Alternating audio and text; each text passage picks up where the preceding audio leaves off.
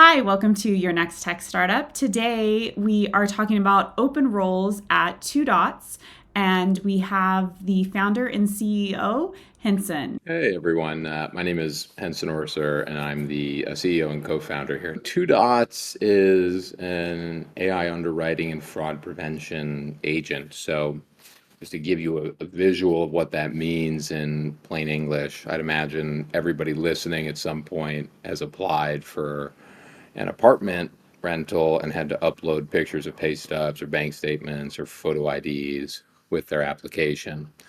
And you can imagine the apartment company having to deal with thousands or tens of thousands of those applications every month. We handle that entire process for them and make it faster, better, and fraud proof. And how did Two Dots come to be? Well, my middle school best friend, Max Ponte, is my co-founder. And when both of us graduated from college, I went to go work for Goldman Sachs. He went to go work for a company called Blend, which was trying to solve a similar problem in the mortgage space. Then after I was at Goldman, I was at another company that was building basically like an online rental application for property managers. I realized being at that company that the biggest problem these companies had was after they received the rental application, they had hundreds of people processing them and trying to figure out what decision they should make to approve or deny somebody, and they couldn't find a huge amount of fraud that was in the system. And I called my friend Max and was like, hey, I think I have a solution to this problem.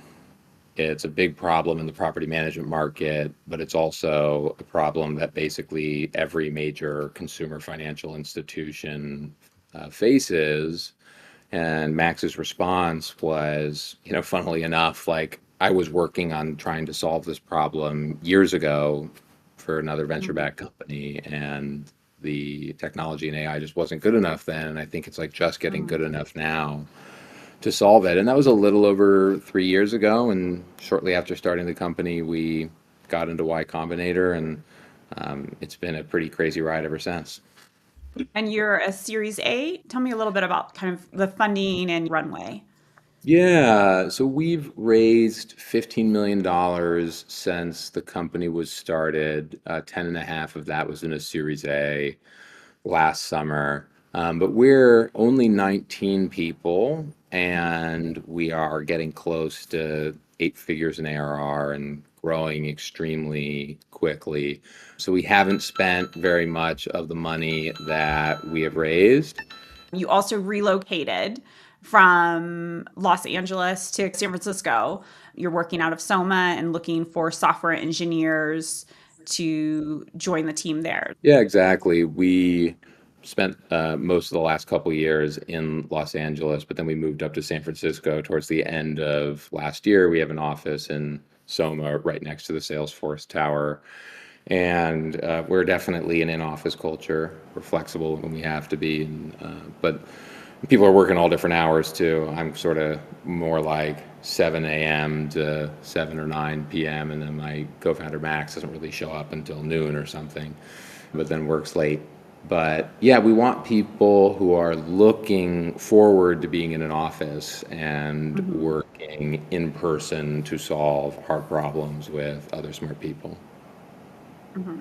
And I know you're hiring software engineers that can be front end focused, but full stack or platform engineers, minimum two, ideally closer to 5 years experience. What kind of problems are they going to be working on? There's a lot of interesting problems. On the front end side, we have basically a consumer app or a website that consumers visit where they're essentially interacting with a chat bot that's like helping them get through the application process and doing some of the underwriting in the background. And all of that UI UX really needs to be optimized and made pretty. And then we have a surface area for our business users that needs to be optimized and made pretty. And then we have a surface area for internal users that needs to be optimized and improved. And do you And have a front end focused engineer at the moment, or would this be the first like truly like front end focused person? That's the exciting thing with this role. This would be the first truly front-end focused person. My co-founder is really a machine learning guy and built all of our front ends himself, and they work.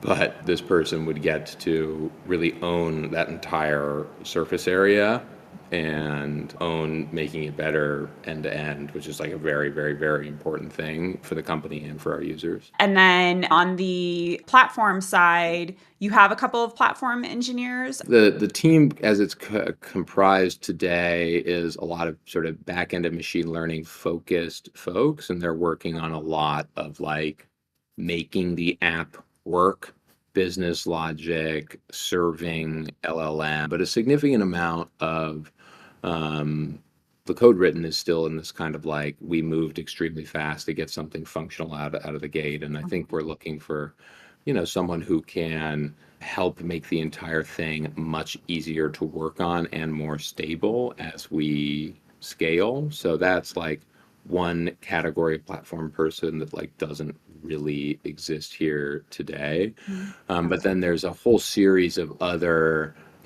back end product related problems. I mean, one sort of simple way of thinking about it is, we're on track to 3x plus over the coming year, maybe even more. So that means that we're going to go from 30,000 consumers going through the app to 90 or 100,000 plus. It means we're going to go from processing 200 to 300,000 documents a month to maybe processing over 1 million documents a month. All of the machine learning models that we have need to handle all of that increased volume. The app needs to handle that increased volume.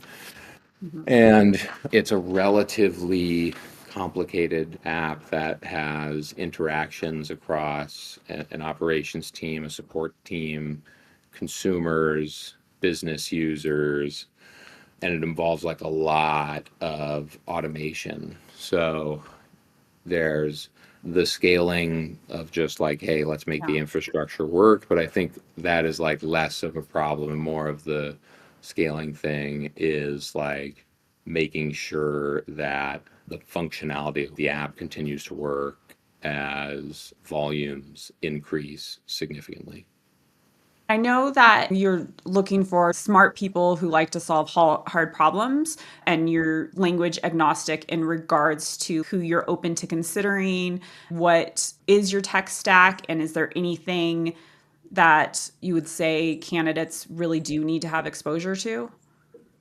Well, just to give a little bit of info about the tech stack, it's a TypeScript backend and TypeScript front end. We use GCP for our cloud. The infra is Kubernetes. We also have some ML microservices that are written in Python, so it's not exclusively TypeScript that we're using.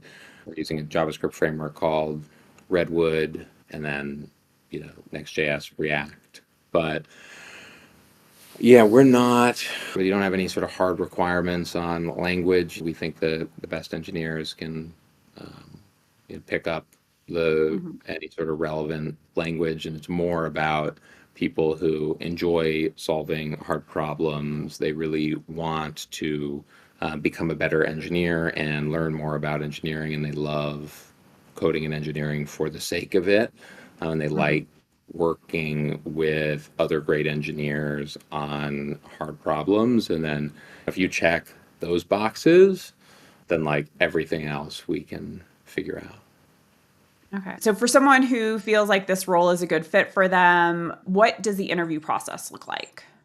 Yeah. So our interview process is relatively lightweight, given that we're still a small team that likes to give everybody a lot of autonomy to Mhm. solve hard problems. And likes to keep process to an absolute minimum unless there's like a really good reason to have process. The interview process is basically an intro call. Often that's with me or my co-founder, and then two sort of 45-minute to hour long technical screens on video or Google Meet. Those technical screens are not lead code focused, Mhm. and lean more towards general questions about engineering and computer science, just sort of trying to measure, hey, Like, do you actually enjoy this stuff and think about it in your free time? And like, this is a passion of yours. And then some coding exercises, but it meant to be more practical problems that the business has actually faced. So you get a sense of the things you would be working on here, and we get a sense for how your brain works with that stuff. And then finally, we do on-sites, and the on-sites are a couple hours, and they always include a lunch or a dinner, and you meeting the entire team. Because we think another really important thing is not just like, hey, are you an awesome engineer, but also like, do we all enjoy working with each other? Are we all able to communicate clearly? Because we're going to be spending a lot of time together. And like, obviously, skill and performance is number one, but then like after that, you want to, you know, at least enjoy the working relationship, if not be having a good time with everybody who you have in the office. It just makes everything better. Yeah, definitely. Okay. Well, if people are interested, want to know more about the role, I'm working with Henson right now on the role. So you can reach out to me on LinkedIn. You can reach out to him on LinkedIn. You can apply through Y Combinator or through the website. And final lightning round to get to know you a little bit better. So when you were, let's say, like 5, 6 years old, what did you want to be when you grew up? Gosh, there were a couple of these. I mean, the first one I wanted to be a civil engineer who was designing dams, and then I wanted to be an astrophysicist after I read some of like the Neil deGrasse Tyson books, and then I wanted to be a hedge fund manager, which was a weird thing for an eighth grader. And like those are literally the three things that like I wrote on a card when my grandfather like did this exercise with me, like at that age or a little bit after, and then he like gave it to me like 10, 15 years after that. So. Wow. Well, thank you so much for coming onto the podcast, talking about your team, opportunities, and I think if, people follow up and we'll go from there. Awesome. Thanks, Isabel. Appreciate you having me.